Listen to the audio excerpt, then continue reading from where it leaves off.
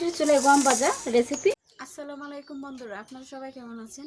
Cooking ভিডিওর পক্ষ থেকে আপনাদের সবাইকে অভিনন্দন। আমি আজ মাটির চুলায় কড়াইয়ে গম ভাজি করব। গরম কড়াইয়ে গম দিয়ে দিচ্ছি। গম আসলে একটা পুষ্টিকর খাবার আর সবারই জনপ্রিয় গম ভাজা। আমি এভাবে গরম কড়াইয়ে সম্পূর্ণ গম দিয়ে দিচ্ছি। দেখেন, দেখতে খুবই সুন্দর দেখাচ্ছে। এখন আমি এতে হাফ চামচ লবণ দিয়ে দেবো।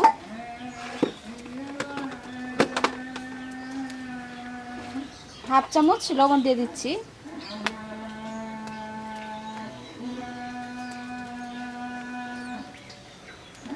হাফ চামচ লবণ দিয়ে দিলাম। এখন একটা কাঠের চুন্নির সাহায্যে বারবার নেড়ে চেড়ে নেব। গম ভাজি করার জন্য কাঠের চুন্নিটাই বেস্ট। গম ভাজি করার জন্য অবশ্যই আপনারা প্রথমেই কড়াইটা খুব সুন্দরভাবে চুলার আঁচ বেশি রেখে গরম করে নেবেন। কড়াই যত সুন্দরভাবে গরম হবে গম ভাজি কিন্তু ততই সুন্দর হবে। কড়াই একদম বেশি গরম করে নেওয়ার পরে চুলার আঁচ লো হিটে রাখতে পারেন।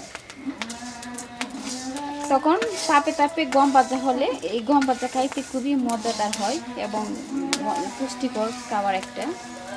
সেজন্য খেয়াল রাখতে হবে যেন গম নিচেতে পড়ে না যায়। বারবার কাঠের চুন্নির সাহায্যে নেড়ে চেড়ে নিতে হবে, তাহলে নিচে পুড়ে যাবে না বা লেগে যাবে না।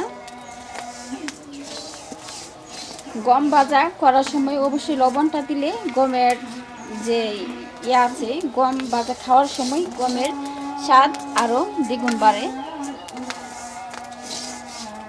আর লবণ ছাড়া কোনো জিনিসের স্বাদ পাওয়া যায় না, সেজন্য আপনারা স্বাদ মতো লবণ দিতে পারেন।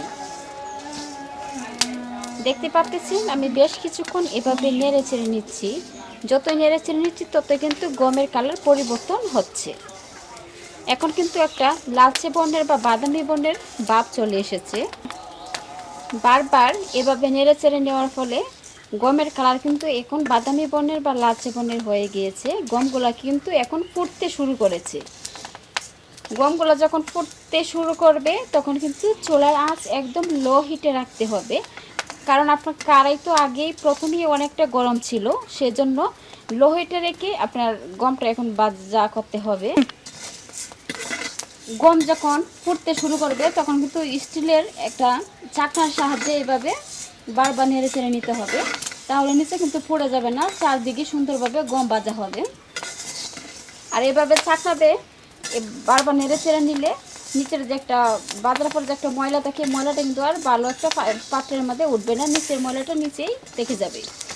এই চাকনাতে এইভাবে বারবার নেড়ে চেড়ে নিলে চারপাশেই খুব সুন্দরভাবে গম ভাজা হবে, আর কোনো দিকেই ভাজা বাকি থাকবে না বা পুড়ে যাবে না। সুন্দর কালারে বাদামি বর্ণের বা লালচে বর্ণের হবে, নিচে লেগে যাবে না বা পুড়ে যাবে না। দেখতে পাচ্ছেন আমি খুব সুন্দর একটা কালার গমের মধ্যে চলে এসেছে বারবার নেড়ে চেড়ে নেওয়ার ফলে। এখন আমি অল্প অল্প করে উঠিয়ে নেব। হয়ে গেছে মাটির চুলায় গম ভাজা রেসিপি। এখন আমি উঠিয়ে নেব।